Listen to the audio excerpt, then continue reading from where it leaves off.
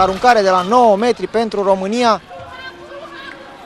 Da, s-a apărat excelent acolo, trebuie să recunoaștem Camila Herem. Da, dar era un semicerc. Continuăm atacul pozițional. Adina Meiroșu, Cristina Neagu, extraordinară aruncare are această Cristina Neagu. Apărările sunt foarte bune, mobile, se mișcă. Carmena Mariei, senzațional, jucătoare care acum nu mai sunt în echipa națională. A pătruns foarte bine Adina Meiroșu, aruncare de la 7 metri.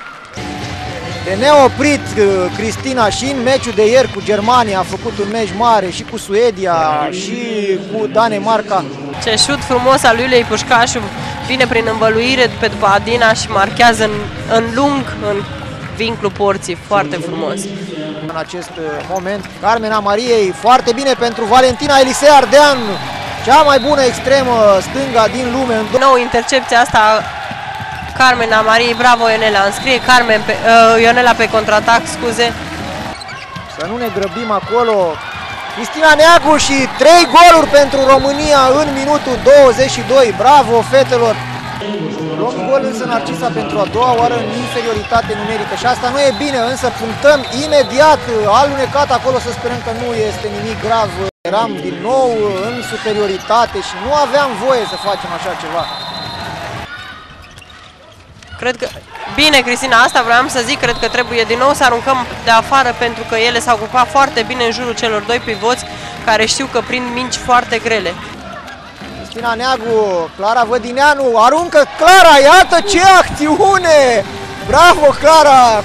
Cristina Neagu a intrat Ionela acolo și gol pe finalul partidei, pe finalul primei reprize, 19-13.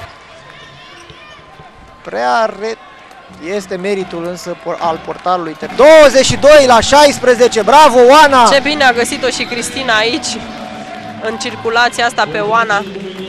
Oana din nou a prins cu un om în spate, ai văzut? Naționala României merită toate felicitările și încurajările aceste fete. Cristina Neagu, bară, recuperează Ionela Stanca și înscrie. Nu mai putem pierde acest meci. Hai Carmen cu șutul, n-ai ce să faci. Bravo Carmen, bravo! 28 la 25 și a recuperat toate greșelile Carmena Mariei, a înscris acest gol. 28 la 27 și am câștigat, doamnelor și domnilor, am câștigat 28 la 27. Excelent, România câștigă Cupa Mondială. Narcisa, ce meci am avut astăzi!